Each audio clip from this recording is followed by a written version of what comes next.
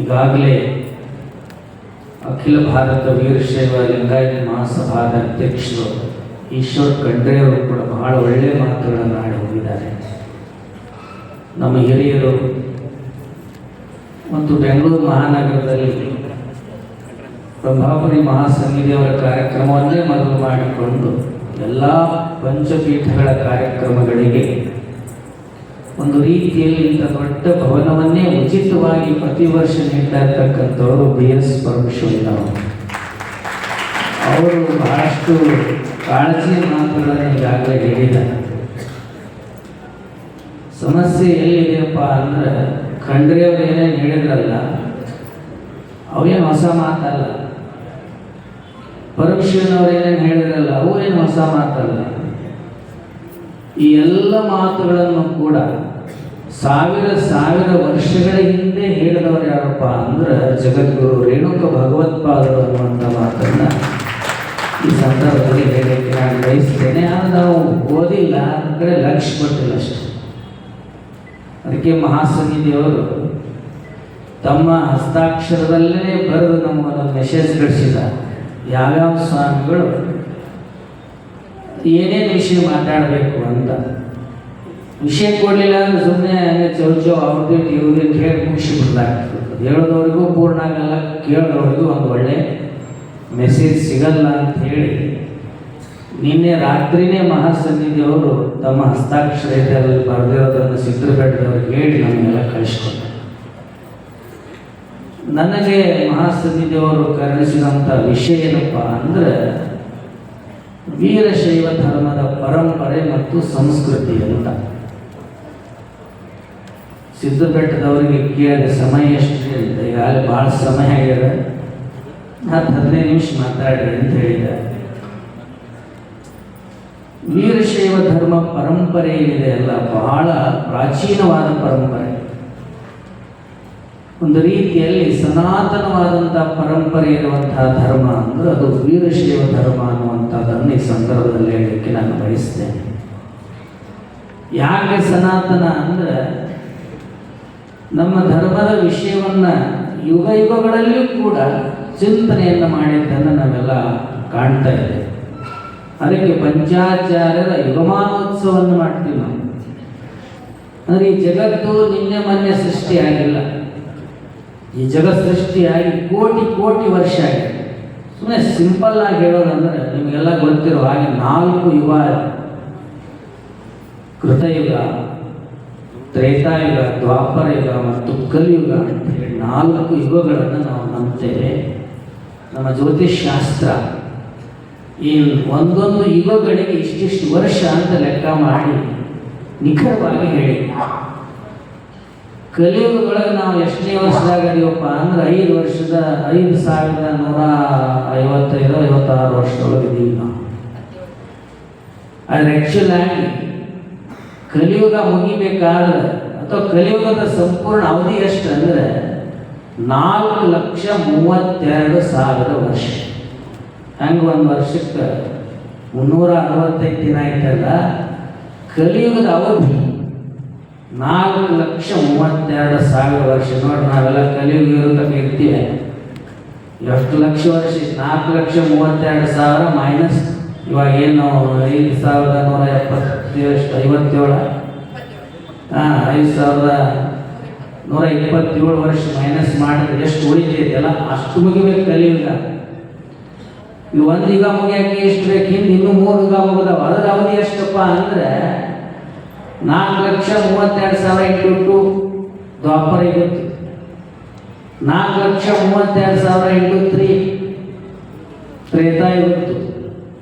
ಇನ್ನು ಕೃತಯುಗದ ಅವಧಿ ಅಂದರೆ 4,32,000 ಇಂಟು 4 ನೋಡಿ. ಇವೆಲ್ಲ ಆಮೇಲೆ ಲೆಕ್ಕ ಹಾಕೊಂಡು ನೋಡ್ರಿ. ಒಂದು ರೌಂಡ್ ಮುಗಿಬೇಕಾದ್ರೆ ಇಷ್ಟು ವರ್ಷ. ಇಂಥ 28 ರೌಂಡ್ ಮುಗಿದಾವ. ಇದು ಲೆಕ್ಕಕ್ಕೆ ಸಿಗೋದಿಲ್ಲ, ಲೆಕ್ಕಕ್ಕೆ ಸಿಗದೇ ಇರೋದು ಇನ್ನೆಷ್ಟು. ಹಾಗಾಗಿ ಜಗತ್ತು ನಿನ್ನೆ ಮೊನ್ನೆ ಸೃಷ್ಟಿಯಾಗಿದ್ದು ಅಥವಾ ಈ ಧರ್ಮ 2,000 ವರ್ಷ 3,000 ವರ್ಷ ಆವಾಗ ಇವಾಗ ಇನ್ನೂ ಮನೆ ಉಂಟಂತ ಹೇಳ್ತಾರೆ ಇನ್ನೂ ದೊಡ್ಡ ಪಂಡಿತರು. ಅದು ಇರಲಿ. ಆದರೆ ವೀರಶೈವ ಧರ್ಮ ಈ ಜಗತ್ತಿನಲ್ಲಿ ಯಾವಾಗ ಇದ್ದಿದೆಯಪ್ಪ ಅಂದರೆ ಯಾವತ್ತು ಈ ಜಗತ್ತು ಸೃಷ್ಟಿಯಾಗೈತಲ್ಲ ಅವತ್ತಿನಿಂದನೂ ಕೂಡ ಈ ಧರ್ಮ ಈ ಭೂಮಿ ಮೇಲೆ ಇದೆ ಅನ್ನೋದಕ್ಕೆ ಸಿದ್ಧಾಂತ ಶಿಖಾಮಣಿಯೇ ಸಾಕ್ಷಿ. ಜಗತ್ತನ್ನು ಸೃಷ್ಟಿ ಮಾಡಿದಂಥ ಭಗವಂತ ರೇಣುಕಾದಿ ಪಂಚ ಆಚಾರ್ಯರನ್ನ ಭೂಮಿಗೆ ಕಳಿಸ್ತಾನೆ. ಸರ್ವೇಶಾಂ ಹಿತಕಾರಕಂ, ಸರ್ವರಿಗೂ ಹಿತವನ್ನುಂಟು ಮಾಡುವಂತಹ ಧರ್ಮವನ್ನು ನೀವು ಭೂಲೋಕದಲ್ಲಿ ಸೃಷ್ಟಿ ಮಾಡಿ ಅಂತ ತಿಳ್ಕೊಂಡು ಹೇಳಿ, ಸ್ಥಾಪನೆ ಮಾಡಿ ಅಂತ ತಿಳ್ಕೊಂಡು ಹೇಳಿ ಭಗವಂತ ರೇಣುಕಾದಿ ಆಚಾರ್ಯರನ್ನ ಈ ಭೂಲೋಕಕ್ಕೆ ಕಳಿಸ್ತಾನೆ ಅನ್ನುವಂಥದ್ದನ್ನ ನಾವು ಈ ಸಂದರ್ಭದಲ್ಲಿ ಅರ್ಥೈಸ್ಕೋಬೇಕಾಗ್ತದೆ. ಇದು ಯುಗಗಳ ಮಾತಾಯಿತು. ಇನ್ನು ನಮಗೆ ಐತಿಹಾಸಿಕವಾಗಿಯೇ ಬೇಕಪ್ಪ ಅಂತ ಹೇಳಿದ್ರೆ ಒಂದೇ ಒಂದು ಉದಾಹರಣೆಯನ್ನು ಹೇಳಲಿಕ್ಕೆ ನಾನು ಬಯಸ್ತೀನಿ. ಅದೆಲ್ಲ ಹೇಳಲಿಕ್ಕೆ ಸಮಯ ಇಲ್ಲ. ಸರ್ ಜಾನ್ ಮಾರ್ಷಲ್ ಅನ್ನುವಂಥವರು ಹರಪ್ಪ ಮೊಹೆಂಜೊದಾರೋ ಸಂಸ್ಕೃತಿಯಲ್ಲಿರ್ತಕ್ಕಂಥ ಉತ್ಖನನ ಮಾಡಿ ಬಂದಂತಹ ವಸ್ತುಗಳ ಬಗ್ಗೆ ಅವರೊಂದು ಸಂಶೋಧನೆಯನ್ನು ಮಾಡಿ ಒಂದು ನಿಖರವಾದಂಥ ಅಭಿಪ್ರಾಯವನ್ನು ಹೇಳ್ತಾರೆ. ಒಂದೊಂದು ವಸ್ತುಗಳ ಬಗ್ಗೆ ಅವರನ್ನು ಸಂಶೋಧನೆಯನ್ನು ಮಾಡಿದ್ದಾರೆ. ಆ ಹರಪ್ಪ ಮೊಹೆಂಜೊದಾರೋ ಸಂಸ್ಕೃತಿಯಲ್ಲಿ ಚಿಕ್ಕ ಚಿಕ್ಕ ಲಿಂಗಗಳು ದೊರೆತಿದ್ದಾವೆ. ಅತಿ ಚಿಕ್ಕ ಲಿಂಗಗಳು. ಅವು ದೇವಸ್ಥಾನದಲ್ಲಿ ಪ್ರತಿಷ್ಠಾಪನೆ ಮಾಡುವಂಥ ಲಿಂಗ ಅಲ್ಲ, ಅತಿ ಚಿಕ್ಕ ಮಿನಿಯೇಚರ್ ಲಿಂಗಾಸ್ ಅಂತ ಕರೀತಾರೆ.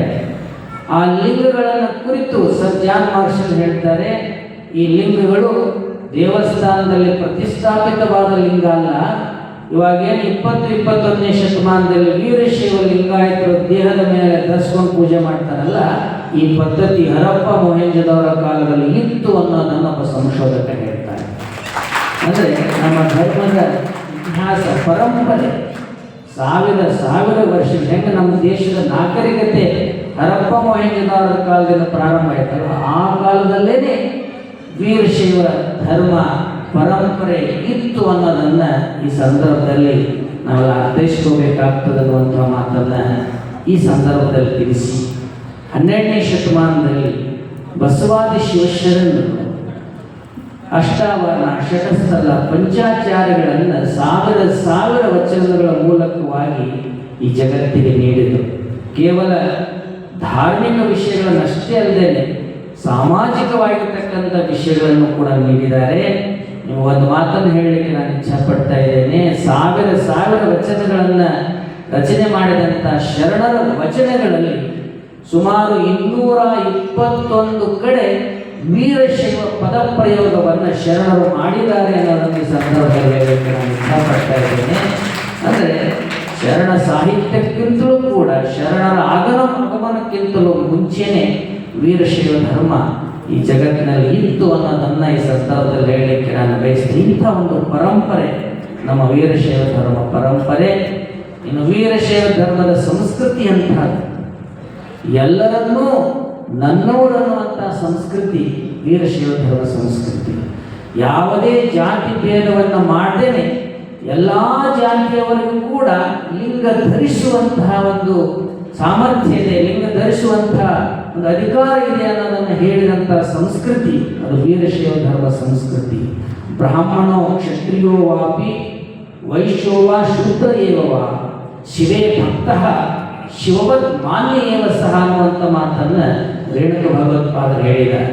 ಬ್ರಾಹ್ಮಣನಾಗಲಿ, ವೈಶ್ಯನಾಗಲಿ, ಶೂದ್ರನಾಗಲಿ, ಅಂತ್ಯಜನಾಗಲಿ, ಯಾವುದೇ ಜಾತಿ ವ್ಯಕ್ತಿ ಆದರೂ ಕೂಡ ಅವನಲ್ಲಿ ದೇವರ ಭಕ್ತಿ ಅವನಲ್ಲಿ ಉಂಟಾಯಿತು ಅಂದರೆ ಅವನು ಲಿಂಗವನ್ನು ಧರಿಸಲಿಕ್ಕೆ ಯೋಗ್ಯನಾಗ್ತಾನೆ, ಅವನು ಶಿವನಿಗೆ ಸಮಾನನಾಗ್ತಾನೆ ಅನ್ನುವಂಥ ಮಾತನ್ನು ಈ ಜಗತ್ತಲ್ಲಿ ಪ್ರಥಮವಾಗಿ ಹೇಳಿದಂಥ ಸಂಸ್ಕೃತಿ ಅಂದರೆ ಅದು ವೀರಶೈವ ಧರ್ಮ ಸಂಸ್ಕೃತಿ.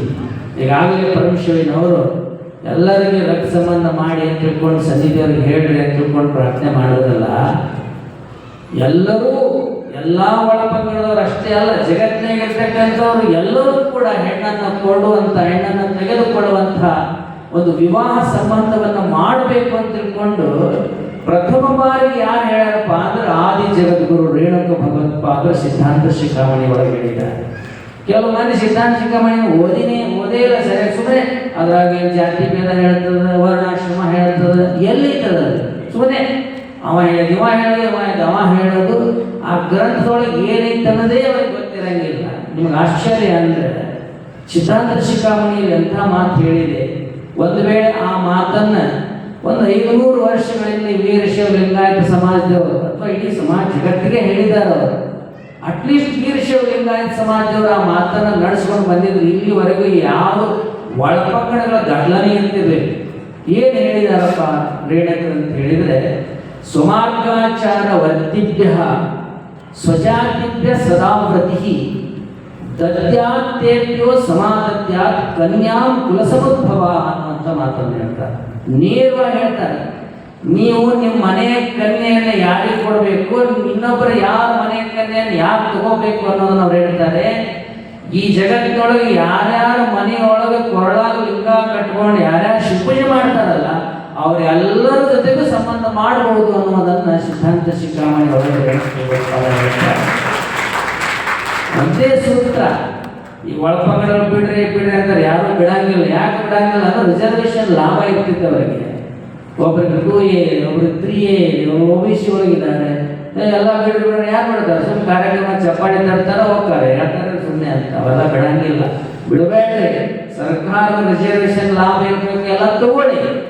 ಆದರೆ ನೀವೇನು ಮಾಡ್ಬೇಕಪ್ಪ ಅಂತ ಹೇಳಿದ್ರೆ, ಯಾರ್ಯಾರು ಹಣೆ ಮೇಲೆ ವಿಭೂತಿ ತರಿಸ್ತೀವೋ, ಯಾರ್ಯಾರು ಕೊರಳೊಳಗೆ ಲಿಂಗ ಕಟ್ಟಿಕೊಳ್ಳುವಂಥ ಒಂದು ಪರಂಪರೆಯಲ್ಲಿ ಯಾರ್ಯಾರು ನಾವೆಲ್ಲ ಅದೀವಲ್ಲ, ನಾವೆಲ್ಲರೂ ಕೂಡ ಒಂದೇ ಅನ್ನುವಂಥ ಭಾವನೆ ಒಳಗೆ ನಾವು ಬದುಕಿದರೆ ರೇಣುಕ ಭಗವತ್ಪಾದ ಹೇಳಿದ್ದು ಅದು ಸಾರ್ಥಕವಾಗ್ತದೆ ಅನ್ನುವಂಥ ಮಾತನ್ನು ಈ ಸಂದರ್ಭದಲ್ಲಿ ಹೇಳಲಿಕ್ಕೆ ನಾನು ಬಯಸ್ತೇನೆ. ಬಹಳ ಮುಖ್ಯವಾಗಿ ಇವತ್ತು ಈ ಸಮಾಜದಲ್ಲಿ ಈ ಥರದ ಒಂದು ಅವ್ಯವಸ್ಥೆ ಸಂಘಟನೆ ಯಾಕಿಲ್ಲ ಅಂತ ಹೇಳಿದರೆ, ನಮ್ಮವರೆಲ್ಲ ನಮ್ಮ ಧರ್ಮದ ಆಚರಣೆಯನ್ನು ಬಿಟ್ಟುಬಿಟ್ಟಿದ್ದಾರೆ. ಇವತ್ತು ಜಗತ್ತಿನಲ್ಲಿ ಇಸ್ಲಾಂ ಬಹಳ ದೊಡ್ಡ ಸಂಘಟಿತ ಧರ್ಮ, ಅದು ಕ್ರಿಶ್ಚಿಯಾನಿಟಿ ಬಹಳ ದೊಡ್ಡ ಸಂಘಟಿತ ಧರ್ಮ.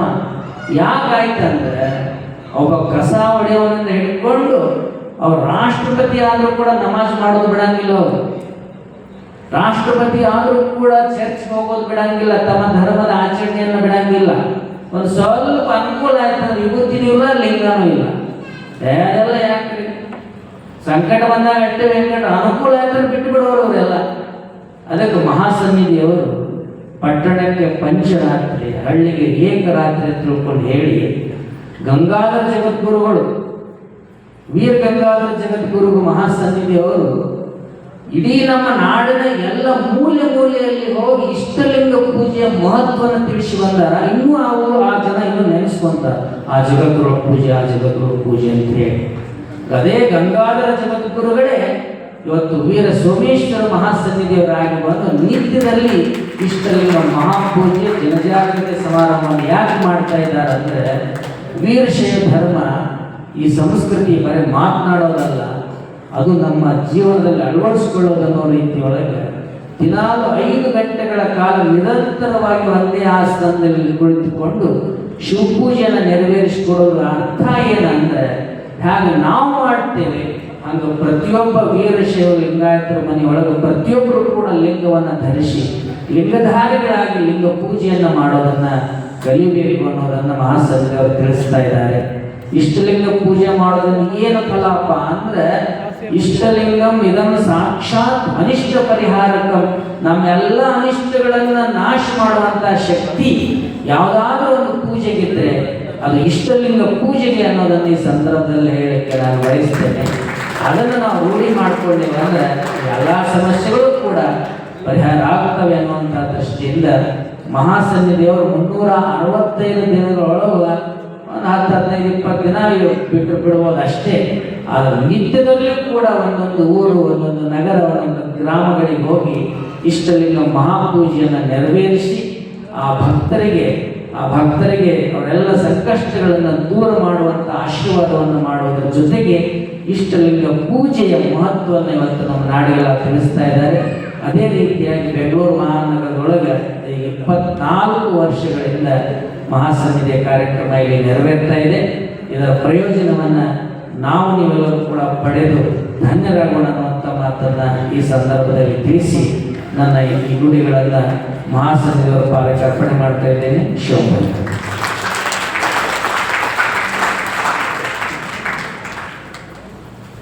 ಇಷ್ಟಲಿಂಗ ಮಹಾಪೂಜೆಯ ಬಗ್ಗೆ ಅತ್ಯಂತ ಔಚಿತ್ಯಪೂರ್ಣವಾಗಿ ನಮಗೆ ತಿಳಿಸಿಕೊಟ್ಟಂತಹ ವಿಭೂತಿ